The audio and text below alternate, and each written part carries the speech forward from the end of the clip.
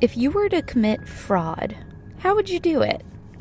What could you do that would get you an unlimited amount of money, benefits, and to some extent, fame? All you had to do was lie.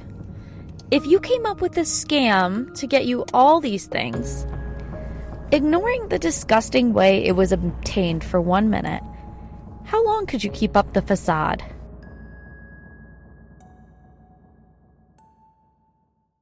Welcome to Naturally Off Topic, a podcast where we discuss legend, theories, crimes, and more. I'm Megan. And I'm Mariah, and today we're discussing Miss Amanda Riley.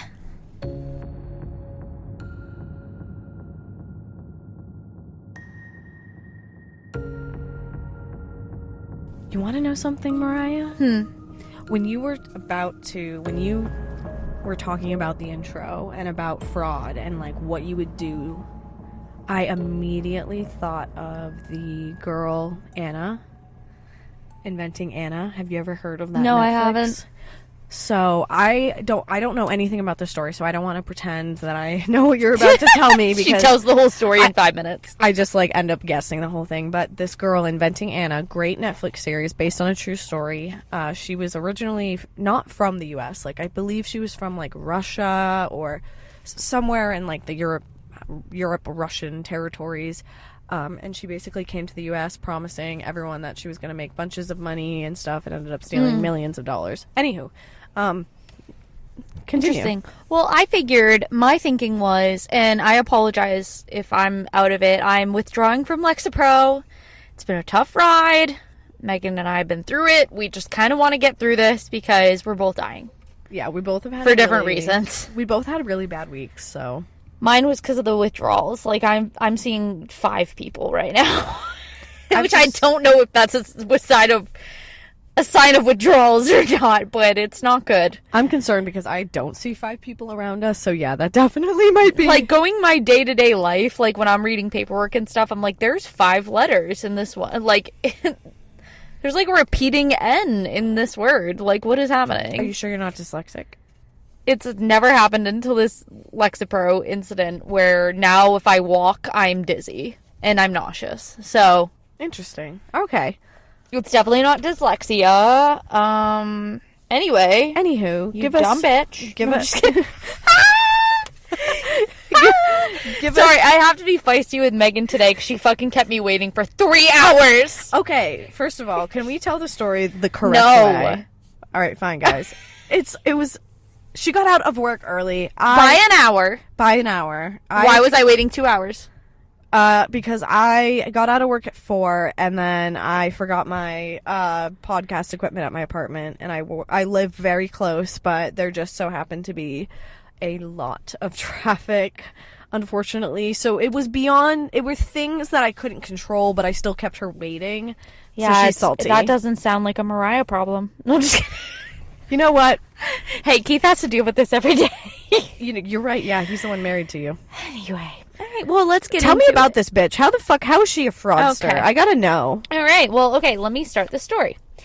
So, in San Jose, California, or somewhere in that vicinity, don't have an exact location. Bear with me here. Got it. Around the year 2002 to 2003, Alita Souza and Corey Riley, they had their first and only child together. Her name was Jessa. They did have another daughter. Her name was Jamie, but Jamie is only biologically Alita's daughter. Corey was just her stepfather. Not that matters to me, but I mean, it's kind of important in the story later on. So it's a blended family, essentially. Yeah. Got it. No big deal there. But anyway, so Jamie, Alita's daughter, not Corey's biological daughter, she was diagnosed with cancer in 2002, and though I'm sure the birth of her new baby sister made her feel slightly more tolerable, Alita felt for her daughter, and she wanted to bring some more normalcy into her life as she was battling this terrible illness.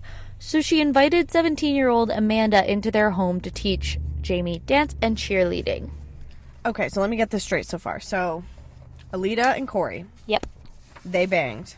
They have one kid together. Yep. And so Jamie, the one kid, and then the other. There's two. So there's two kids total, half siblings. Yeah, half siblings. Jamie is the older. And who's the younger one? Jessa. Jessa's the one that they Jessa. just gave. They had birth recently. So they gave birth recently. So Jamie, Jessa, Corey, and what's her? Oh. Jamie, Jessa, Corey, Alida. Okay, sorry. I was gonna say Elsa for some reason. The whole Frozen cast. I was gonna say like Are we going? The whole Frozen cast. Okay. So anyway, as I said, Alida, she gets this girl. She's 17 years old. Her name is Amanda. She has her come over to the house and start to teach Jamie, the one who's been going through the cancer treatments and trying to fight cancer, teach her cheering and dancing and all that fun stuff. So Amanda comes in the picture, and she's like a big sister figure. Not only did Jamie, but little Jessa as she was growing up. Like, it wasn't just like she was there for a little bit and went away. Amanda was kind of always in the picture. She was going to family gatherings. She was there for Jamie's 10th birthday. Again, don't confuse it with Jessa, who was the baby. But she was a part of the family. And so Corey and Alida, the two main characters we had just talked about, the parents, they were married for roughly 4.5 years. The years are kind of unclear, but that's the estimate. And that they ended up divorcing around years 2009 and 2010. Okay? So they did divorce. Amanda, she then becomes a bigger part of the family than originally intended when she marries ex-husband Corey. And she becomes Amanda Riley in April 2011. Ew. In her terms, she then becomes bonus mom to Jessa, who was now her bonus daughter. Ew. Mm-hmm. So, in 2002, now 27 years old. So 10 years later, Megan clocked me. Wait, Megan clocked me. How old is she? She's 27. Are you sure? Okay. That's what it says. All right, That's what it says. double-checking. She's 27. All right, guys. If I ask later in this episode, it has been documented. I will say the dates are a little fishy. Like, you have to do deep diving and a lot of connections to get the dates and the ages and all that. I'm so excited because I have no idea what to expect of this episode. Oh, it's something. Okay, so 2012, now 27 years old, Amanda starts an internet blog on the website Blogspot. Now, 2012, I don't know if you remember, as brought up in one of the podcasts I listened to, this was around the era of Gangnam Style, and as we know, remember, this was the year the world was going to end. Yes. This was like early internet. Was this also the year that What Does the Fox Say come out? Or was that Doesn't later? it sound similar? I think I don't know why. Gangnam Style first and then Fox came out like a year later, or all those like blend in for me. But yeah, you're on the right track. That's like what I get from the vibe of the years. The year when like things were really weird and like media. That sounds very familiar. So Amanda starts an internet blog, and it's on the website called Blogspot. What's her goal? To share her story. She just gave birth to a baby boy named Carter. So her and Corey just had a son. And during the delivery, the doctors broke the news to her that they found cancer. She was diagnosed with Hodgkin's lymphoma. Here are her words. My goal with this blog is to not only keep friends and family in the loop, but serve as a resource to all those newly diagnosed. Interesting. Okay? All right, so supposedly the pregnancy had masked it, and now that she had given birth, they realized during tests she had cancer. So, was the baby healthy though? So yep. Carter was born like he doesn't have cancer. It was just healthy. Yep. Got it. So let's rewind before the first blog post in 2012, where she just discovered she had cancer. It's September 2010. Amanda met and became friends with Elisa and Steve Barry. Okay? Bonus daughter Jessa had jumped around a few schools in the chaos of her parents' divorce and dad's new marriage. At this point in time, Jessa landed at a school with Lisa Barry's daughter, which is how Lisa and Amanda met. So the parents. Got it. They became friends. Ugh. Why do I feel like this is like a reincarnation of my childhood a little bit? Okay, work. So I bring up the friendship and how they met because a little over a year later, November 2010, this is before the blog in 2012, November 2010, Lisa tells Amanda about a fundraiser that had just happened at the school for one of the students' father. He had brain cancer. She told her how the fundraiser raised $100,000. Holy fuck, right? Yeah. So great. So the very next morning, Lisa gets a phone call from Amanda, and Amanda admits she actually also has cancer. It had been a battle for a while. With all the chemo, she didn't think she'd ever have kids. And her husband, Corey, later confided in Lisa's husband, Steve, the following year, August of 2011, that her cancer actually developed to stage 4 and she was now terminal. This is prior to the blog, babe. I was going to say, didn't she say she started the blog because she was diagnosed at right of giving birth? Yep, in 2012. Yep. She's kind of like fibbing a little bit. Because she had it in 2010. Supposedly. Or at least she told her friends that. So, not long after, Lisa took Jessa, the bonus daughter, for the day because Amanda had to go to the hospital, she said. So, Lisa had the girls swimming at the pool, and then afterwards, Amanda came to join them. There was a small Band-Aid behind her ear, and so Lisa asked her about it. She's like, why do you got that little Band-Aid behind your ear? And Amanda responded saying that, oh, well, the hospital appointment that I just came from, I had to have fluid drained off my brain this past morning.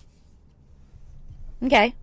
So I feel like fluid being drained from your brain is a little higher up than also to get like, a little Band-Aid. A little Band-Aid. So Amanda, she's not thinking anything of it. She dives under the water.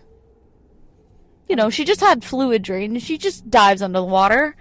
And biggie. Lisa knew there's something seriously wrong with this. So she calls a friend of hers, an oncology student from Stanford, and she confirms with the student. She says, if there was a small Band-Aid, would that have been possible to be from a brain fluid drainage or whatever? And the friend's like, no.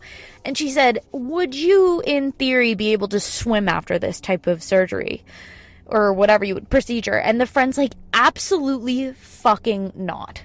Yeah, because so Lisa's like, could get into your brain. Yeah, Lisa's like, okay, something's really wrong here. But she doesn't say anything.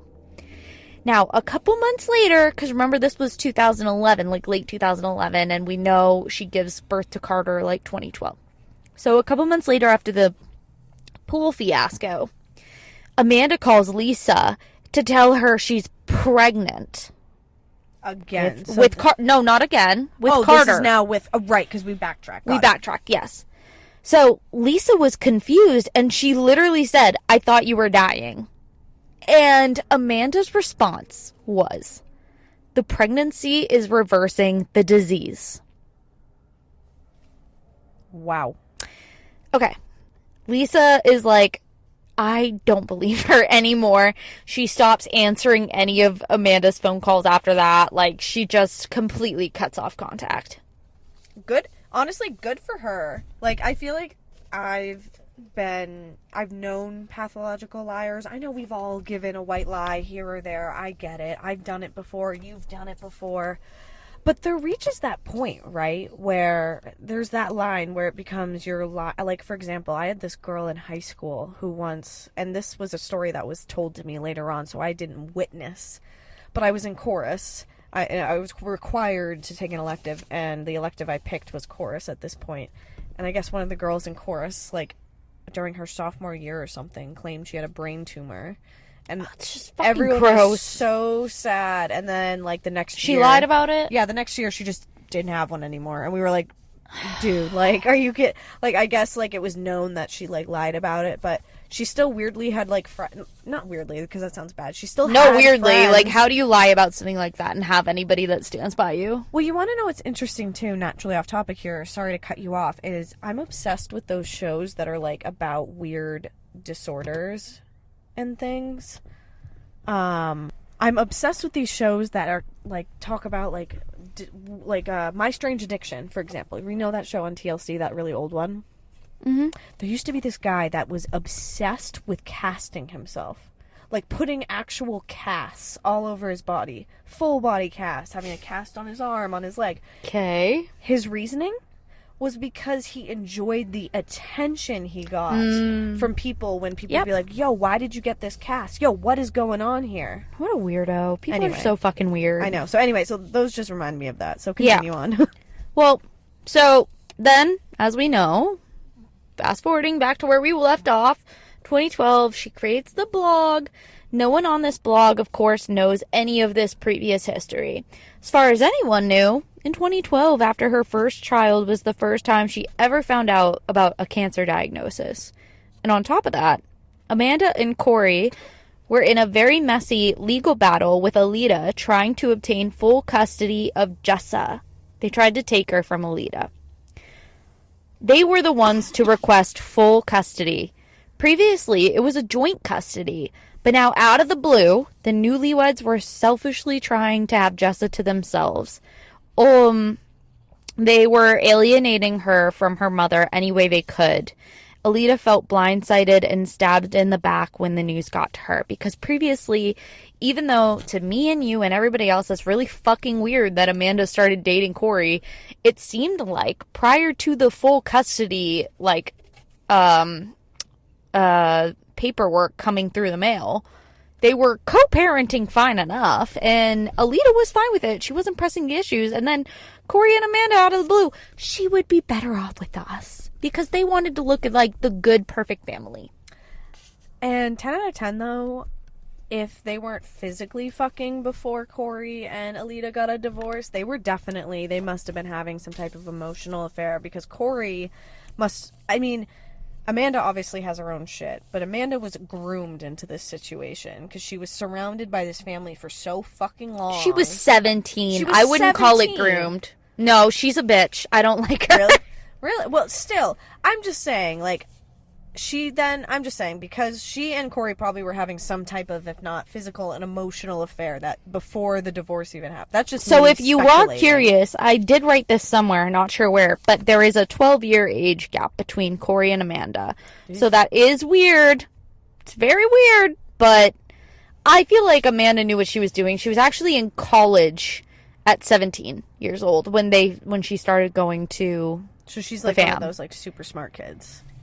I guess fucking so, because no one really commented on the fact that she graduated high school at 17. I was like, that's not normal. Actually, but okay. I was going to say, I mean, I was 18 turning 19. Yeah, but everybody everybody graduates high school at like 18. I don't know many people 17. She could have been younger. She could have been like the youngest, like right before the cutoff. Yeah, like there are the unusual, like, super young ones. Like, for example, like, I was the first one in my roommates to turn 21, and I had to wait almost a full year until my last roommate turned 21. Interesting. So, yeah, we were all the same grade. No one really mentions it, so I don't know if she was a genius or not. Not really sure. She seemed like if she put her mind to it, yeah, exactly. Smart enough to manipulate some people, it sounds like. Yeah, so despite this ongoing custody battle, Amanda kept up with her blog. She was posting updates on her health, events she was going to for cancer awareness, how supported she felt. There was pictures, not just words. She posted many pictures, like, I'm at my appointment, her in hospital gowns, IVs, oxygen tanks, yada yada. Funny enough, and Mariah's about to punch me in the face right now. Family Guy. Because I can't get through anything. Family Guy. What do you fucking want now, Megan? It's a funny episode of Peter getting in a bed, like, they go to Streaming Con, and there's literally a fake hospital bed set up. And it's Amanda. And you could take fake pictures in the hospital and be like, oh, I so don't want to get into this right now. And you get like 1 million likes on social media. They literally do a I gag. know you're gonna forget when I say this, but can you just like post that as our press for this episode? Well, you're gonna have to As our edit this media. before it can go out. So Yeah, and I'll have to you'll text remind you me, and be like, hey, post a screenshot of that for Of the this. Family Guy and be episode. like, it's Amanda. So yeah, sorry, I just had I to feel tell like you I'm that. like spoiler alerting, but I feel like it was obvious from the first story that, come on, it's a little fishy, right? I do believe at this point that she does have cancer. I truly do believe that. Yeah. Okay. I was like, I know I'm like 'Cause I putting don't- doubt here. I don't think the story would happen. And whether she kept cancer, beat it, whatever it may be, I do believe she did have cancer. Okay. All right. Cool. So,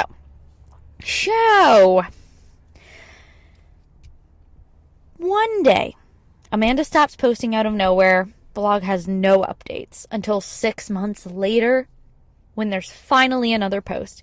And it's a picture of Amanda and her family. They're all wearing party hats. She's cancer free. Yay! 6 months later, you just said? Yep, she wasn't posting, so we don't know when, but oh my god, she's cancer free. Oh my god. And a few months later, never mind. A group email is sent out to family and friends from Amanda's mother, Peggy, who, by the way, Peggy, you know, we all have nicknames in this family, bonus daughter, bonus mom. Well, Peggy, her nickname instead of grandmother is Goddess. What? And that is the true crime of this. Sorry guys, the episode is done. That is the true crime. That's the true perpetrator. So anyway, Goddess. All right, yeah, we got to call her that the rest. Yeah. What does goddess mean? She writes, "Hi friends and family. We are reaching out to all of you to share some sad news today. Unfortunately, we found out a few days back that Amanda's Hodgkin lymphoma has returned. The next year will be unimaginably more challenging for she, Corey, and the kids than the last year was." So the message continues, and the big issue comes up. This is too much of a financial burden on the couple. Please, if you can, donate any money to help support this family. Of course, this news and request for donation was also extended to the blog, not just the email that she sent it out. And on the blog where Penny posted as a guest contributor, she gave herself the title. It's not just Goddess now, Megan. Her title was The Roaring Goddess. The Roaring Goddess. Because just Goddess wasn't enough. So, she's naturally out of her fucking mind. I'm going to do a side quote because this stood out to me when I was listening to one of the reenactments of the post. She said this in that blog post. This is from Lioness, Roaring Goddess. She says,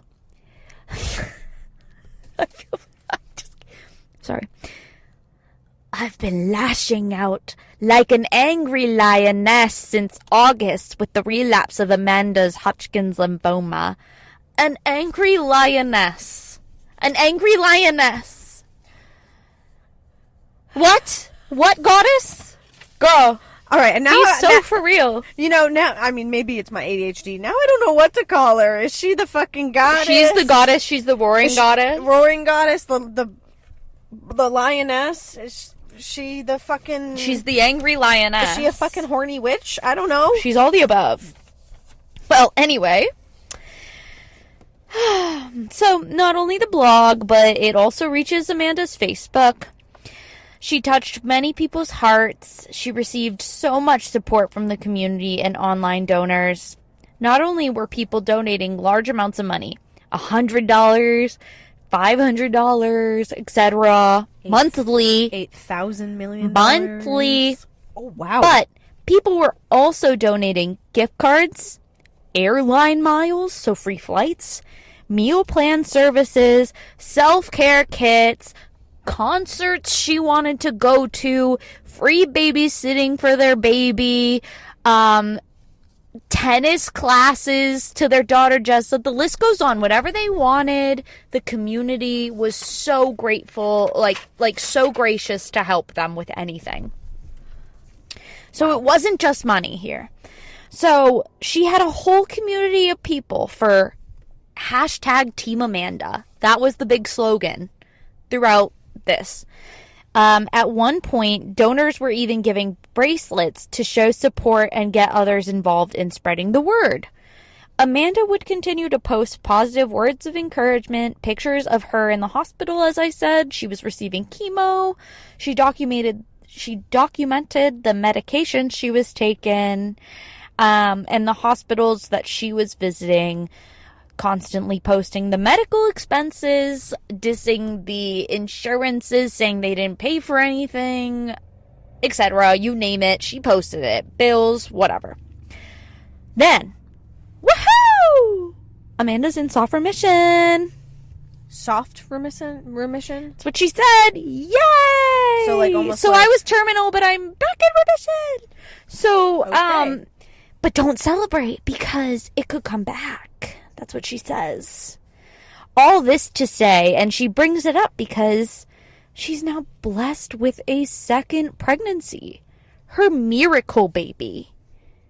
Though all the chemo she's putting her body through, she somehow is blessed with another pregnancy during the chemo.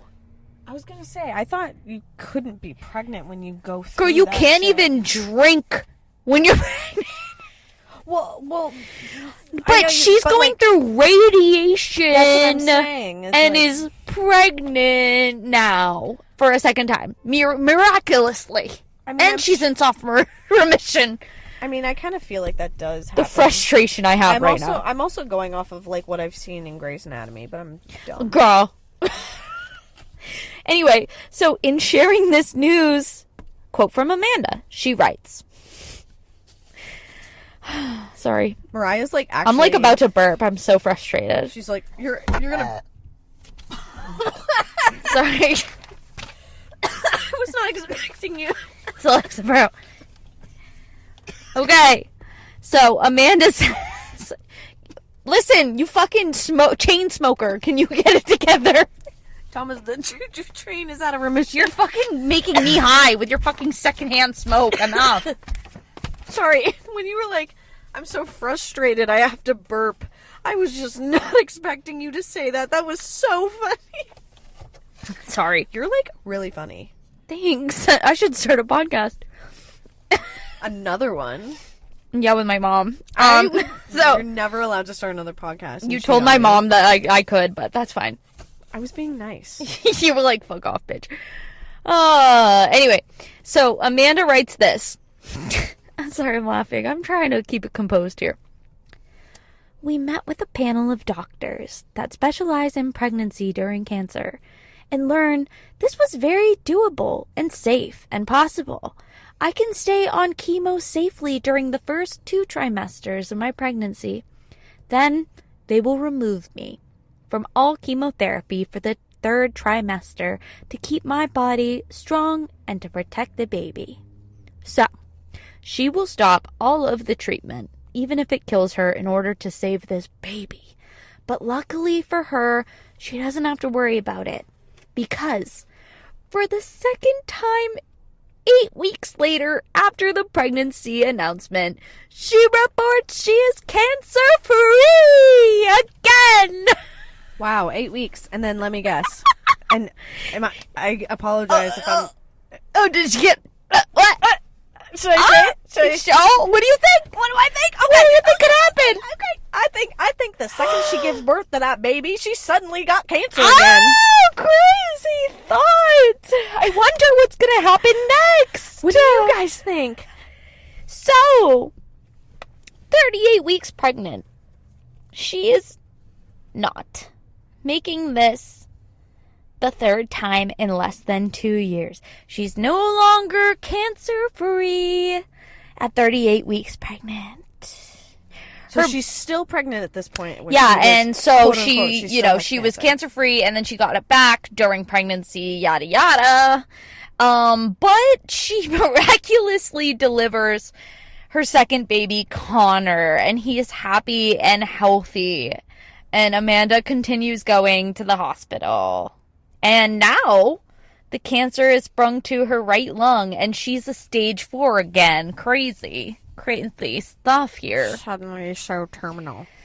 Again, for like the billionth time. What? like, and I know you're gonna, like, get into the whole end here, but I just have to ask, like, just for people who, like, literally go, obviously this is a mental disorder, to be this Right? much of a pathological liar that you get yourself into this situation to the point.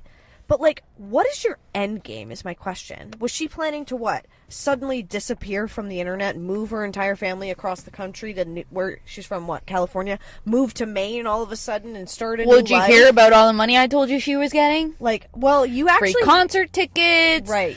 So you actually Monthly- haven't given me, like, a full number, like, other than the beginning when you had said the original guy who got the brain cancer who got $100,000. Right. I She's been collecting money this whole time, girl. She's been collecting money. I have you have not. No, I haven't disclosed the amount yet. The amount yet. But, like, what is the end game? Like, is she going to... You don't understand. She's getting famous now. She is, for some reason, everyone believes her. And No matter how many times. And this is She's like pregnant and miracle and terminal and success and this help is like me you and said, finances. between what 2010, 2013 era that this is going on. It didn't even start online until 2012. But Right. yeah, 2010. So 2012. So maybe beyond that, 2014. Oh, girl, you hold on. So this You is like the hold beginning on. of like the YouTube vlogging era. I feel like It's just insane. So it's not just the internet supporting them. Amanda and Corey also belonged to a huge church. It was a mega church. And it's in California. It's still around. It has thousands of people that go weekly. Thousands, Megan. It's like a concert arena for church. Yeah. They have like sound effect. Like it's huge. It is like it's like the TD Garden for churches. is it a Protestant church? I don't know much about churches, but it's very big. And so is very big.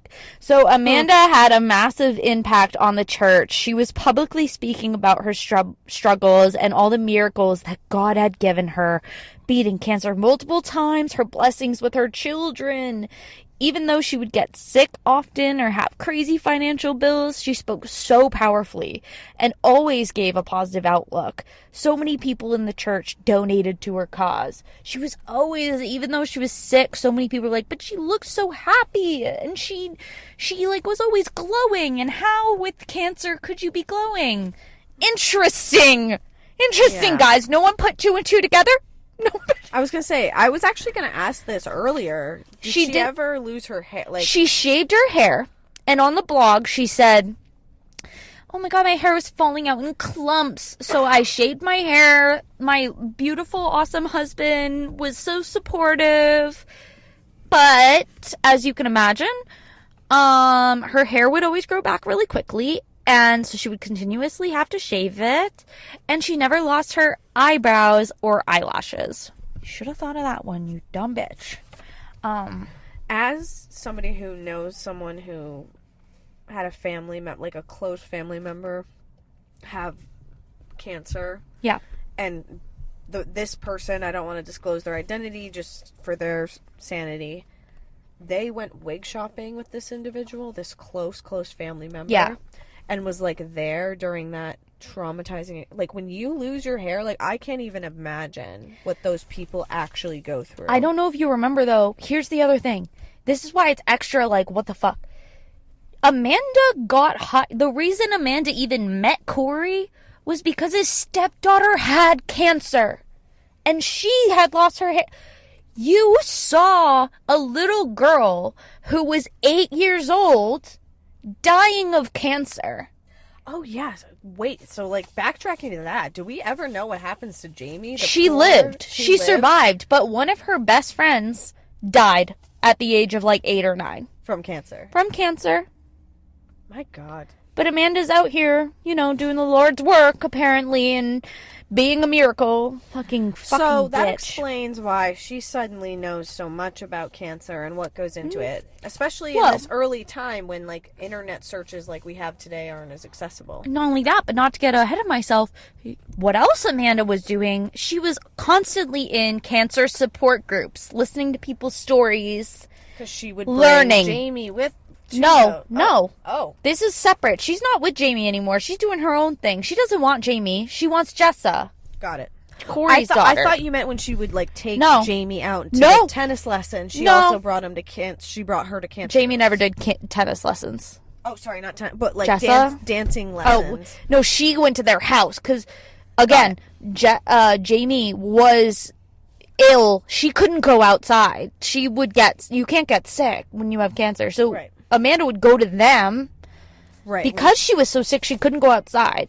But now she has cancer. And So she's now in a church Amanda stadium. has cancer, allegedly, and is going to cancer support groups and learning all this stuff about what people are going through, including herself. Right? Right? Me trying to be convincing, like, you don't know where this is going, right? I mean, I just think I can take a guess, but I think it's bananas that people even just think this way. I'm like, this is nuts. So, okay. Hold on.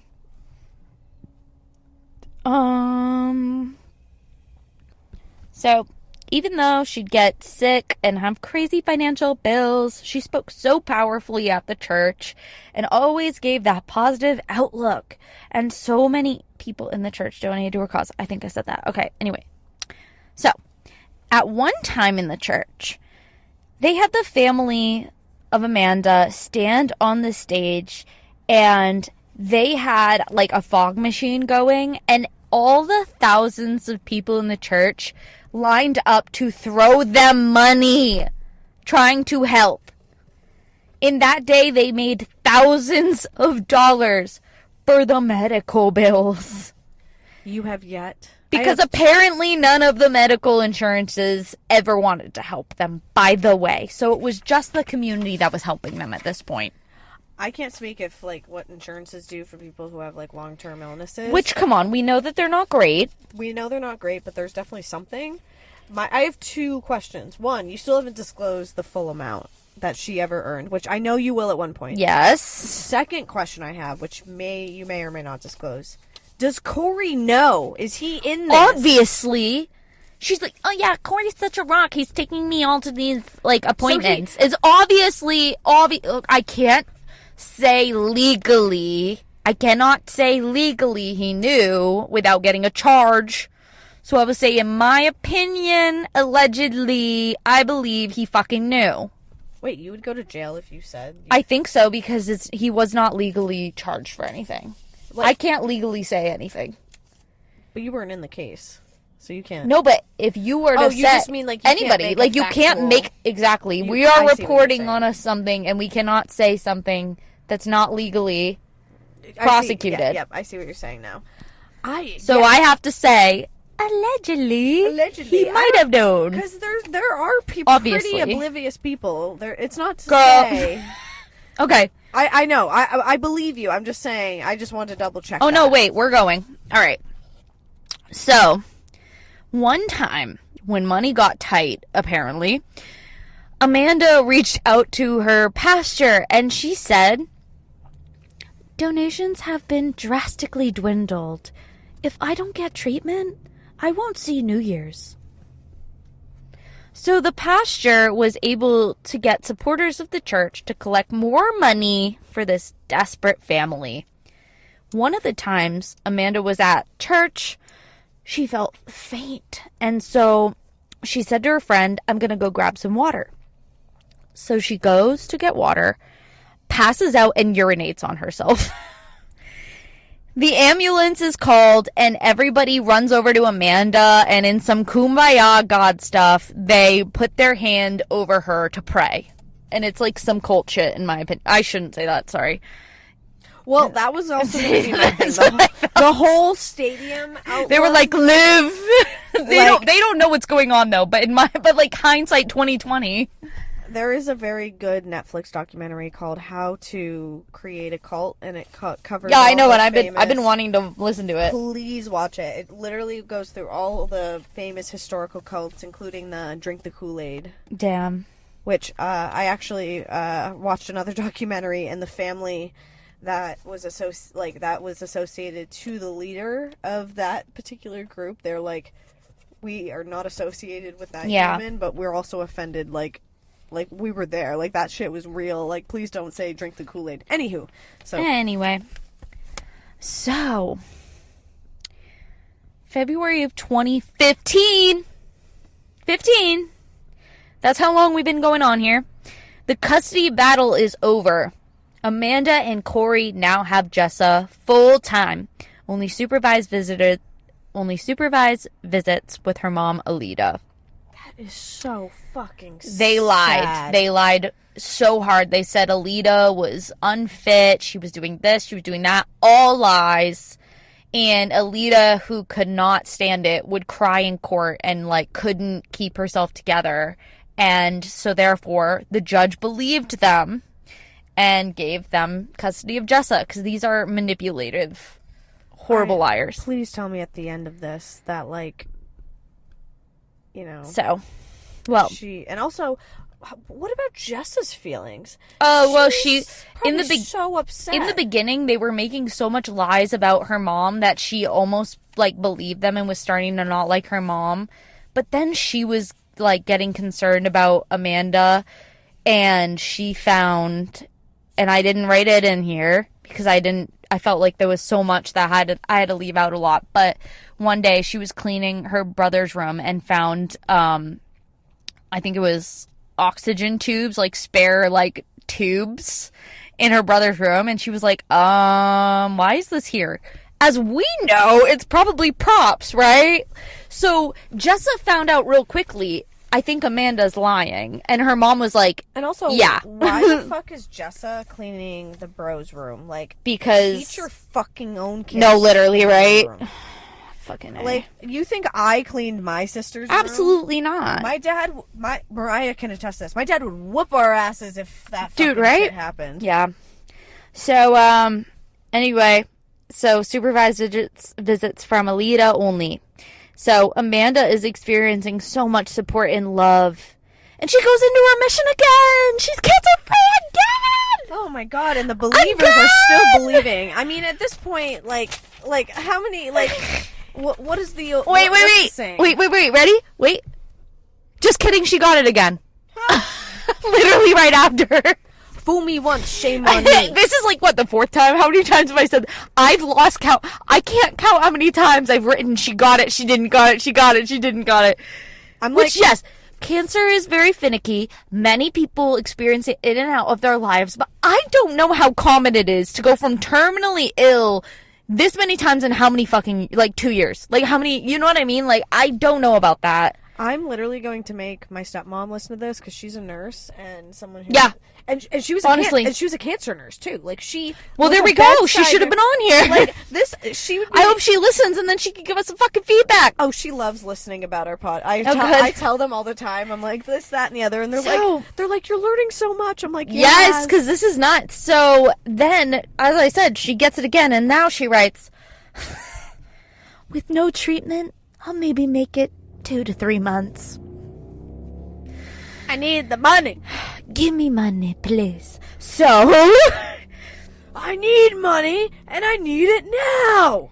On the sidelines, unbeknownst to them, June 2015, so a little after the custody battle, an anonymous email is sent to Nancy Nascatulo. I might pronounce that wrong. She's an investigative producer based out of Los Angeles. And she's constantly looking for cases on what her next story is going to be. And so the anonymous email comes in and it gives a summary of what has been going on throughout the years. And it piques Nancy's interest, to say the least, about the whole, is she not, is she faking cancer? So... Now Nancy... Before this Nancy got into it, though, I just have to ask. People still question it? No one questioned it? No, everyone's just throwing money at her. Got it. So the only one who to question it was Lisa and Alita. And Jessa and Alita. Started. Yeah, and Alita, the mom, knew, come on, something's fishy here. So there's like 3 of them. So now Nancy's following the blogs and gathering information. Now, fun fact is, I wrote this whole thing. I did all my research. There was a show to come out after the podcast and all these documents came out, literally as recent as last month. Okay, so I was starting to watch it. I didn't watch the whole thing. Not a lot of new information came out. But one new piece of information that I did not know until I was sitting in this car waiting for Megan to come 2 hours late.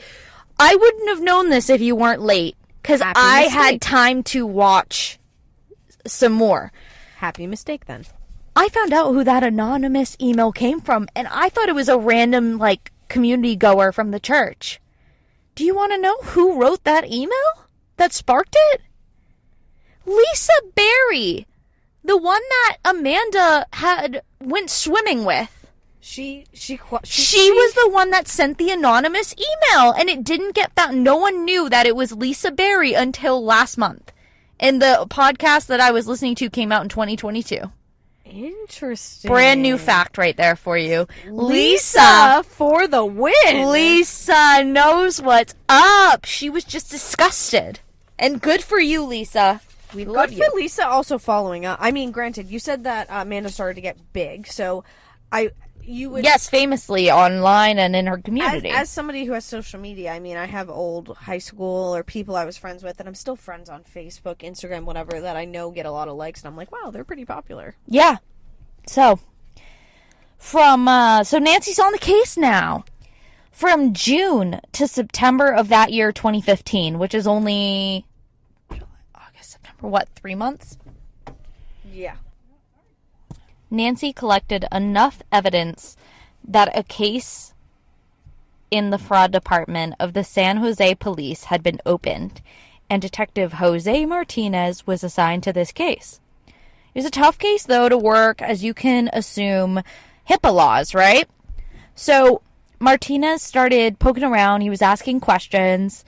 He was questioning the church, too. Like, what is your process? Like, do you know she has cancer?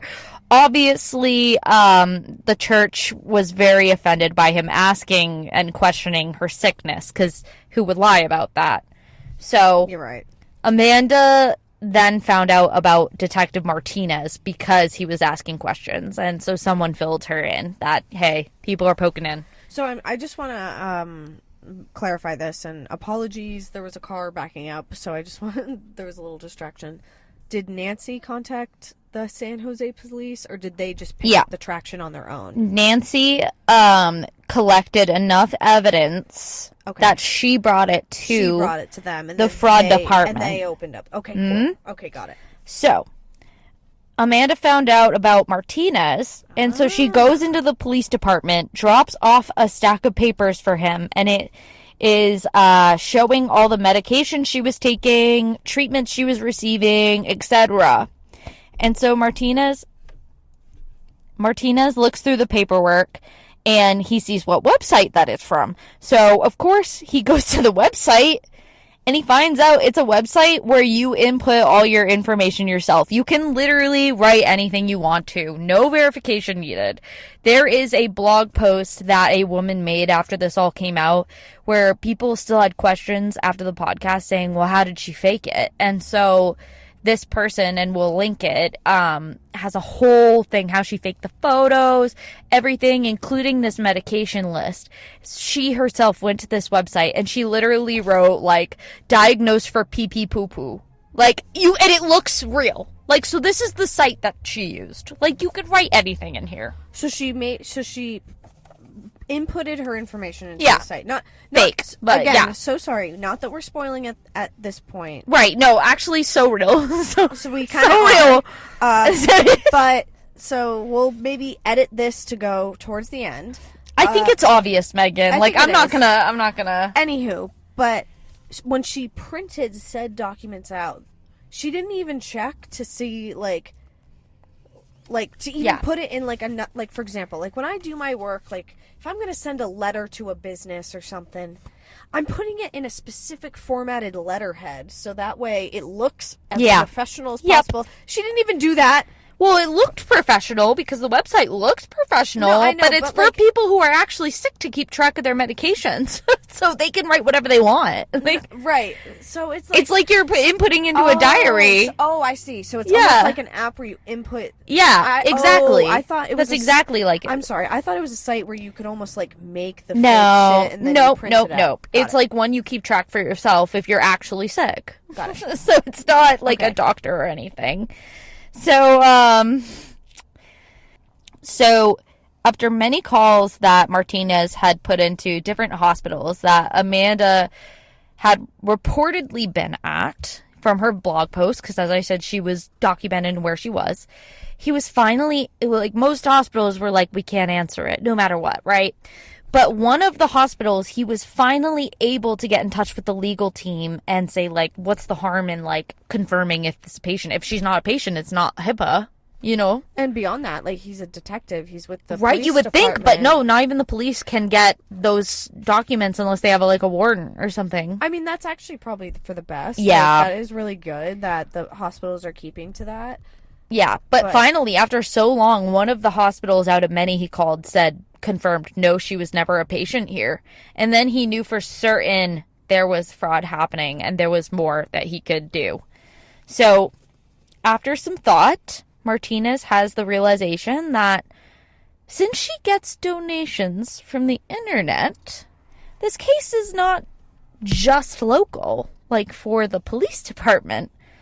So February 2016, she started in 2012 getting money. Graduated high school in 16. He reported her to the IRS. Woo! And the special IRS are not going easy. Oh, don't fuck with them. And Special Agent Arlette Lee is now on the case, bitch. I was gonna say, you don't fuck with the IRS. You do not fuck with the IRS. And I'd shit myself. so I would shit myself. Part of my job is to Work with the IRS. No, I'm just kidding. No, jeez. To inform people of the scams that can happen with, like, taxes in the IRS. And it is so horribly sad what happens to people with these scammers. And, like, I know might be different because there's so many types of scams. But it's crazy to me. So insane. So, ignoring the IRS for a second, Amanda eventually did find out about Nancy. Nancy hadn't given up on her own research on Amanda. She was communicating with that detective, and she was in constant contact with Alita, going on about new updates on what Amanda would post, trying to debunk them. And recently I found out Lisa Berry was also a part of that communication, had no idea until an hour ago. The more you know. So anyway, the contact between her and Alita is actually how Amanda found out about Nancy. Because Alita brought up Nancy and the open investigation in one of the custody court proceedings that was still being fought, even though Amanda and Corey gained full custody. Alita had been able to take Jessa back in July of 2016. So good, she got her back. Not only did she get her back, but Alita just shout out, what a good mom. She never quit. No, she didn't. She was like, Mom. I am never losing this child. Like, and she shouldn't have. It was just ridiculous that she even lost her in the first place. Shame on you, Corey. Shame on you for being such a horrible dad to put your He's daughter... very strong. We don't want him to beat us up. I don't care. Sick him. No, I just shame on you as a dad. No, terrible. It gives good dads a bad rep. Like, fuck bad dads. This guy sucks. Like, just fuck bad dads in general is all I'm saying. So, not long after Jessa goes back with her mom, September 2016, the feds get the warrants. The feds get the warrants needed. Warrants are involved? Warrants, I said. Do you need a hearing aid? No, but I just wanted to make a funny. Okay. Well, anyway, they raid Amanda's home. The potential crime was for wire fraud. And this is a quote from Alita, not Alita. This is a quote from Detective Lee. Wire fraud. It's when there's some fraudulent statement. There's something that leads people to send you money through wires. So, obviously, cancer's one of them. So, The raid, like what you would see in a movie. There was a whole SWAT team and everything. Martinez even made it to the raid. And he reports when they went in, he was chatting with Amanda. And she was super calm and collected, almost like she was high. They made small talk throughout the raid. That was so odd to me. He thought she was like on some drugs or something. But not confirmed. She needed a little hit before... No, literally. Before she was with the police. So, I don't have an exact date where this happened near the raid or anything. But at some point, I think after this, there was a 5-month gap where there was no more blog posts. And then, after 5 months, Amanda does come back to the blog for one final post. She's cancer-free again. What? She's keeping up the story. Her entire house gets raged. There's proof that she's not in cancer. When she's cancer-free again. She's not, I just said she's not in cancer. There's again. Proof. Anyway. Again. She's cancer-free again. Oh, Lord. Oh, my God. Miracles never stop happening. Okay, so you know how I think she's obviously a pathological liar because she's so wild. I think she believes that she has cancer. I literally had a list. There was on the podcast, they had a whole list of all the lies. She said, I can't even tell you how many lies. They're not even all in here. There's so many. She literally, the song Fight Song by Rachel Platten came out. She made a whole ass video to it, where she had everybody put hashtag Team Amanda. Rachel Platten even retweeted the song thinking she was a cancer survivor. I'm literally stressed. Dude, this reminds there's this I don't know, some trash TV reality show where some white girl comes on. Oh no, sorry. Nope.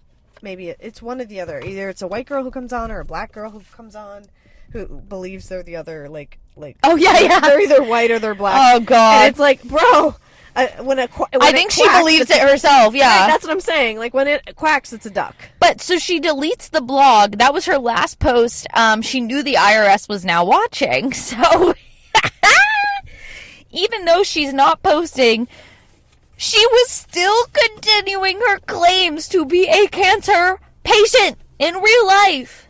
Because apparently it came back again, Megan! Again, Megan! After this blog post, she got cancer again. Wait, so after she deleted it, she still... In person, she's like, actually, I got it again. Crazy. What the fuck? That's what I'm saying. This bitch believes it. So she wakes up one day, she's like, do I want cancer today?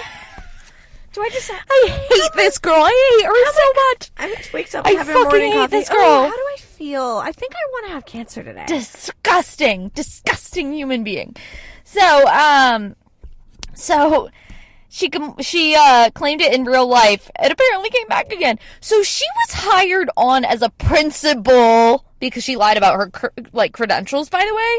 And so in this time where she was a principal, I'm not going to get into the whole thing. There's a lot to deep dive into, but there was a teacher, a beloved teacher. Everybody loved. Her name was Miss Cindy. And Amanda is like, oh my God, I'm sick too. Miss Cindy got diagnosed with very bad terminal cancer. So, and as you know, Amanda also has terminal cancer. So the school puts on this huge fundraiser and donations, and people donate so much fucking money to the both of them. And Amanda gets more of the money, by the way, because she has a family and Miss Cindy is single. And so since Amanda has a family, she needs to support them. So she gets more of the donations. Miss Cindy passed away from fucking cancer. Literally not long after that. Amanda is still alive, by the way. Wonder why? What a miracle. What a blessing. How is she still in So, basically, her blog This is after the raid. And the raid. She's doing it in person She's now. Not arrested at this point. No. And they're kind of... No, there's a huge investigation going. There's an investigation going, but she's still acting as if she has cancer. Yep. But to almost, save her ass, she's trying to not do anything not do it online. She's trying to have every interaction, yep, cash only, donations, in person. Yep. Got it. So she knows what she's fucking doing. She's trying hard. Megan, 2020. Oh, Lord. 2020. And then, of course, the rise of COVID at that point. All of the people who wired donations that were not anonymous, by the way, were contacted by the Department of Justice, notifying them that they were victims of wire fraud and that Amanda is currently being investigated. Anyone who asked Amanda if this was true in 2020, she told them, no, it's not true at all. She didn't report the donations correctly on her tax returns, and that's why they were getting notified. It was not a scam. She was not lying ever. She had cancer. She was still saying this in 2020. She started this lie in 2010. Please tell me the people did not believe her. No, they believed her. God damn it. They believed her because they were close friends, and she was a very good fucking liar. And she was in the hospital. She always had pictures. She had evidence. She also was passive. Like, she was a hardcore narcissist. Yeah. That must have been her disorder, narcissism. So many people. She was like, I can help you. Oh my God, you have kids. I could help you. I have it too. I have it too. No, you don't. And everyone was like, how is she Just tell me now. She gets her karma, right? Yeah. Okay. Yeah. And you're going to be satisfied by the end. Don't worry. So. Ooh, I love a good satisfying ending. So, Amanda, she initially pleads not guilty, but then switches from the not guilty plea to guilty in 2021. By the time she pled guilty, she and her family moved to Texas. Yeah.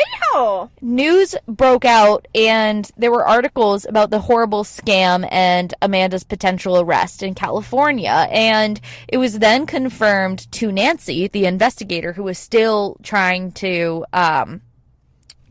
expose the truth. Yep. That Amanda was still trying to lie about her health. Texas hospitals, they share a patient system, unlike California. And according to a source that came to Nancy, she was already, in the short time of moving to Texas, she already went to 2 separate ERs in a short amount of time, and they red flagged her in the system as like something's going on here. Because California doesn't share ER. So when she would go to California and go to different ERs and take pictures for her blog and stuff, she wasn't getting flagged because they didn't share patient confidentiality amongst each other. But in Texas, 2 times she went to 2 different ERs and they're like, something's wrong here. Interesting. Different states, different laws. Yep, she thought she's still trying to get away with some shit, right? So May 2022, she finally appears for her sentencing. And Amanda addresses the court. And I'll read you because this was so impactful to me about what happens. Because at first I get really mad, but you're going to like how this ends. So here's what Amanda says. We're at the very end. So thank you. She's shining a light. I'm kind of realizing that your totes. Yeah, I'm having a hard time. Your Honor, there aren't enough words to adequately express how horrific I feel and how sorry I am that this happened. My heart aches every day thinking that I did something that hurt other people, and this is the worst thing I've ever done, and the worst mistake I could have made. I don't sleep well at night because this haunts me daily. I can't even look at myself in the mirror without feeling ashamed, and I am so sorry. Looking back and recognizing I hurt a lot of people crushes me, and it has for a really long time now. I have been dealing with the repercussions of this for years. I threw away my dream career, lost all my friends and family. I went from being a nobody to being negatively covered in dozens of tabloids and news articles. I'm paranoid, and I'm being followed all the time, and I'm too scared to open social media messages for fear of what they will say and the hurtful things that people have said to me. Until today, I've never publicly addressed this, and it's time I step forward and be accountable to try to right the wrong. I'm here to accept responsibility and humbly accept my consequences as the first step of showing everybody I want to make this right. I will spend the rest of my life working towards the amends for the hurt that I have caused, and I want to publicly apologize to all the victims in this case, specifically the church and those who participated or helped with fundraising, to all of the kind, loving people who helped us.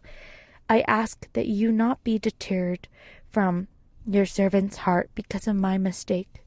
Please continue to help those in need.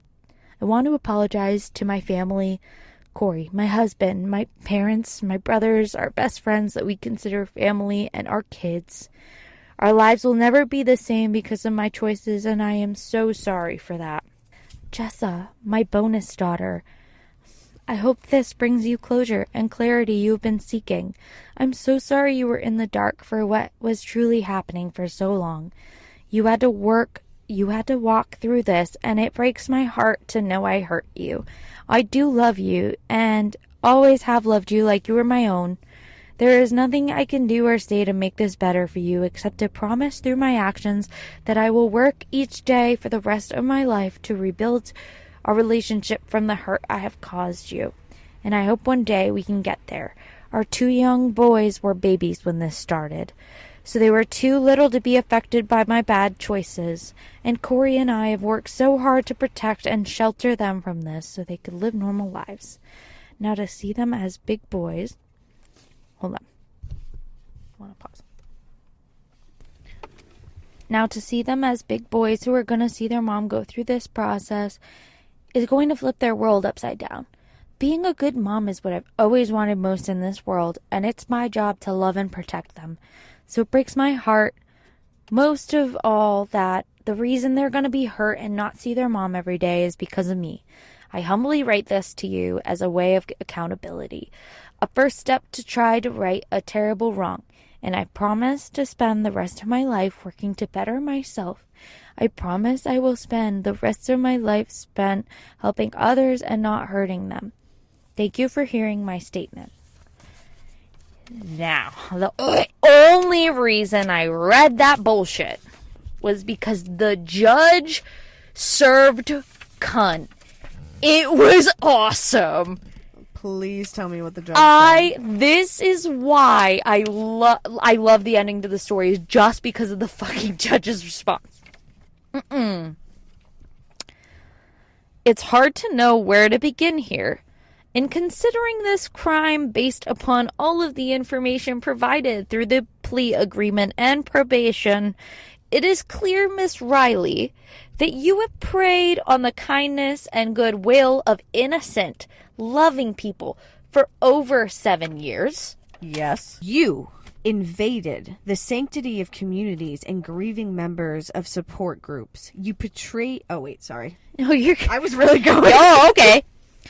You betrayed your family. You either duped or caused your husband to act in concert with your scheme so that he ruined the life of his own daughter for your fakery. You defrauded people of their money, of their goodwill, of their beliefs. I can only imagine that over 8 years, you were as sincere to those people as you appear to me today. And I have to say, in listening to you today, I can only imagine what a good act you had for 8 years in front of children, community groups, and in your blog and online with your children. It breaks my heart to think that your boys will not have their mother with them. But it was your responsibility, before you committed these frauds, to think about your parental obligations. It is not the court's job to clean that up for you. You are here today for me to consider punishment. And therefore, in considering the nature and circumstances of the crime, including the 7-year period of the faked cancer, publicized in the community and across social media, you solicited financial support and emotional support for non-existent medical treatment. You sought goodwill and assistance from your neighbors, from the church, from cancer support groups, all as a ruse to support your own lifestyle.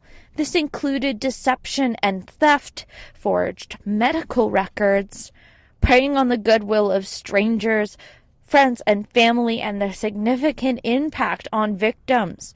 You have virtually shattered the life of your stepdaughter, and you claim to love her. I don't think that's enough to make amends.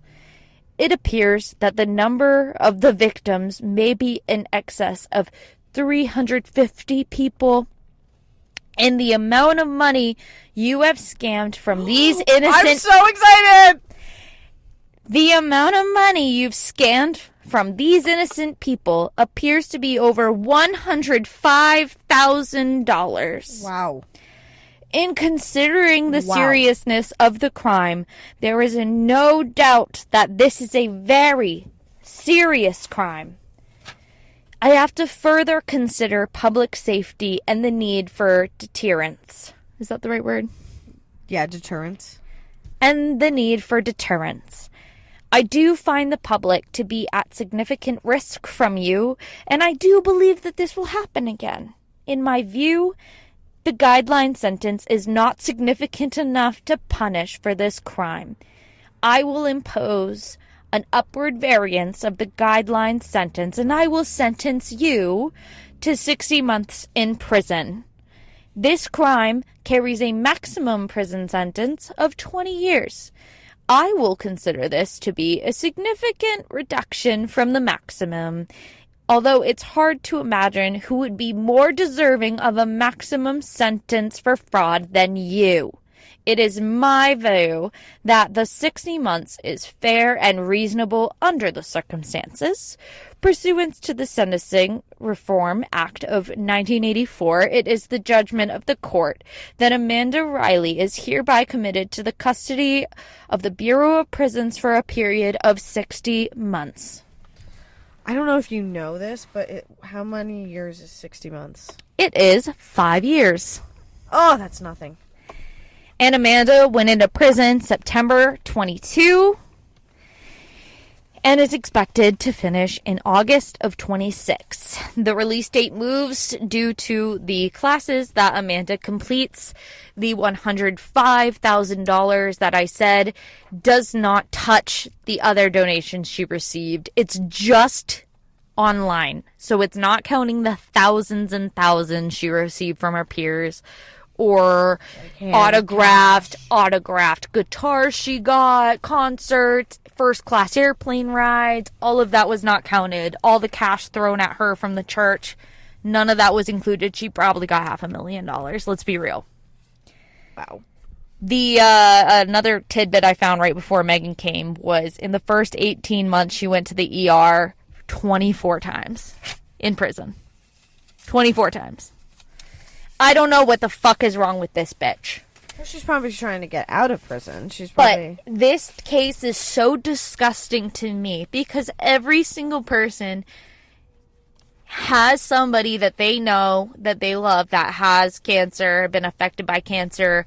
And I just, listening to this case, started almost crying a couple times because I was so disgusted because myself and my husband have two people around our age. One passed away from cancer, a friend of ours, and then the other one has thankfully been in remission from it, and it's just fucking disgusting that somebody could do this. While. You're not officially... we saw how terrible he looked. He looked like he looked so sick, and it's so fucking disgusting that somebody could ever do this, and for that long is nuts. And to get this case just fucking made me sick to my fucking stomach. You have no idea. Well, it goes back to the whole, and again, this is literally... My grandfather died of cancer. Literally part of my job is informing people of scams and of things that can happen, and that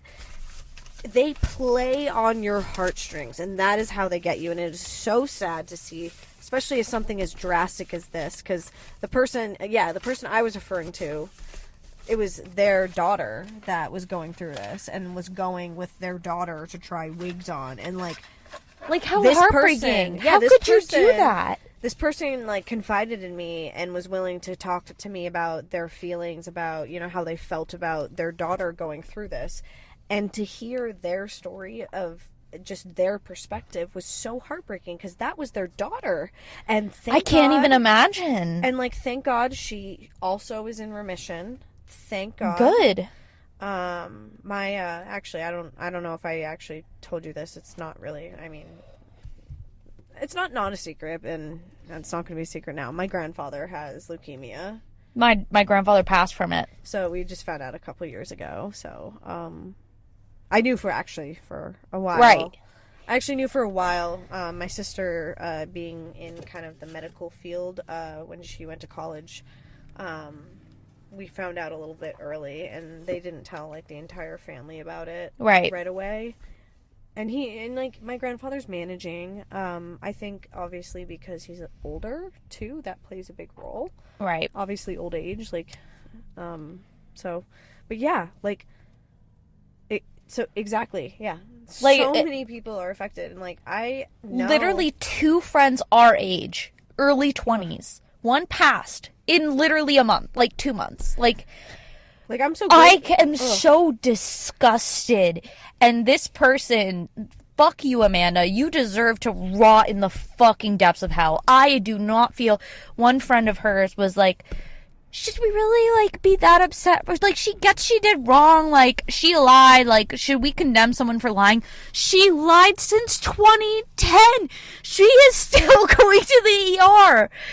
Yeah. No, I have no sympathy for this person. I'm burping because I'm stressed. I'm kidding. This person is just so fucked up. Like, fucking, I hate this person. I hate her. So this is where, like, to me, like, just hearing the story and, like, being, like, the outsiders that we are, to me, this is where it sounds like this is obviously a mental illness by Amanda, because I do feel, and, like, for example, you and There has to be something, right? There has to be something wrong, because the average person, you and I, we could never fathom. Never. And even if you and I, she took money from someone who fucking actually died. Right, exactly. She over a lie. Are you kidding me? And obviously for us, this hits home because we have literally examples. Everybody does, though. Everybody in the world fucking does. But if we didn't have any personal examples of anyone we knew that had cancer, I feel like we still wouldn't do that.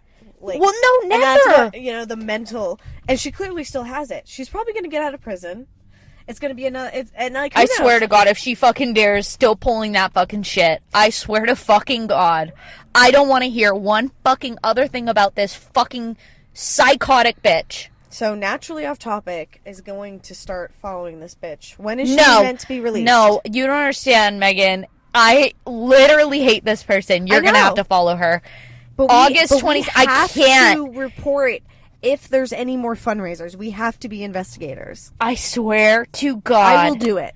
You do it. But we have to be good due diligenters. I just don't understand, because, like, even during, like, the court and stuff like that, like, victim statements were read, like, including Jamie, the one that she babysat when she was having cancer. The literal she child that had cancer. Yeah, and she wrote about it. She's like, she said to her, like, do you remember me? Like, I was the one that was bald when you started, like, teaching me dance and stuff. And my friend who was 8 died. Like, and you just, you know, willy-nilly whatever.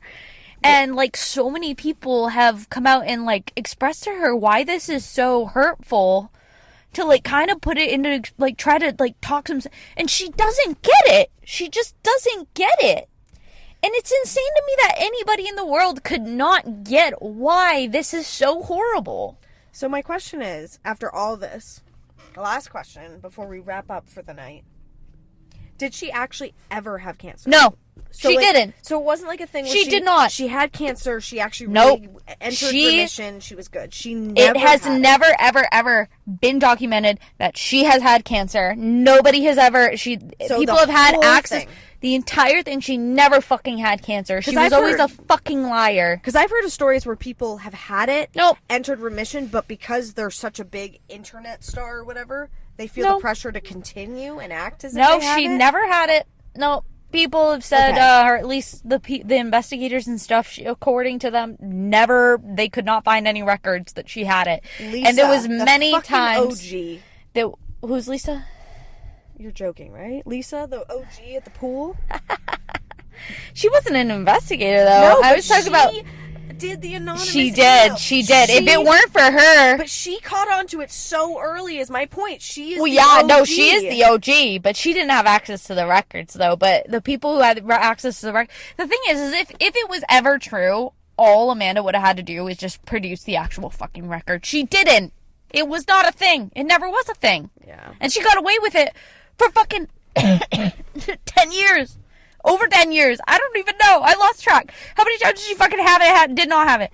Just disgusting human. So how many times did she go die? No, have cancer? How many times did the cancer come back at this point? Was it like 7 times? I literally tried counting, Megan. I'm not sure. Like, I'm not sure. Like, would be so 4 or curious. 5, maybe 6. I don't know. I thought I definitely got not less than 5, not less than 4, and not more than 7. Somewhere in there. 7. I lost track, and I've tried counting and I can't.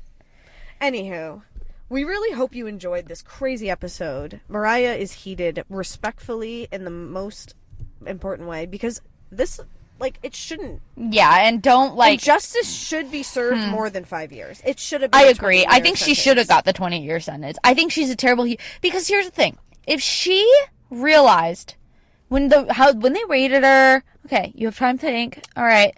Maybe I've been fucking up. All right, let me take a step back. She continued. She's still continuing. That is where I'm like, this girl is never going to change. She's never going to change. Keep her in jail forever. Absolutely. She thought she was terminal and going to die. Just keep her in jail then. Just keep her in jail till she dies then. Straight up after this She already thought she was going to die, apparently. Fucking bullshit liar. So she's like... getting released in a couple years, right? Like pretty soon. Not even a couple. Next year. Next year, sorry. I'm gonna look up between. So you said the first year she went to the ER 18 times. I just want to see out of the last part of her sentence how many times she went to the. Why did they even let her go in anymore? I was gonna say. Like, also, by the way, times. I'm just saying, Amanda, you're a pee pee poo poo girl because remember when she fainted in the church and pissed herself. You are a pee pee girl. You had no reason to pee yourself, and you did because you suck. Yeah, she did. Anyway. For no reason. Just yelling at this woman who peed herself like one time. She's a pee-pee-poo-poo head. You're a pee-pee-poo-poo girl and I hate you. I hate you, Amanda. So much. Literally, we hope you get what you deserve. And we hope your children and, like, by the way, Alvita is living the best life. Because they at least deserve that.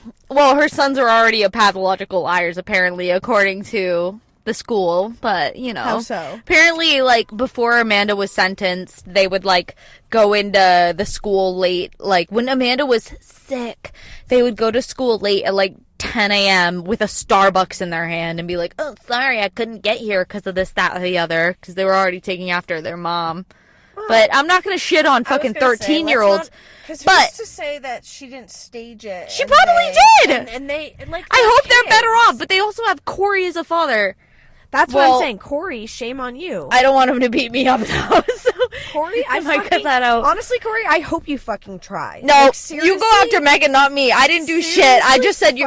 Oh, Megan, I forgot to tell you. Corey filed for divorce from Amanda while she's been in prison, by the way. How did I forget to mention that? Oh, Corey, now you decided to file for divorce. You're such a brave little boy. He is just as much as a. He is a pussy with me. You know what? You said that he looks tough. He probably has He's a pee-pee boo boy. He probably has a small pee-pee.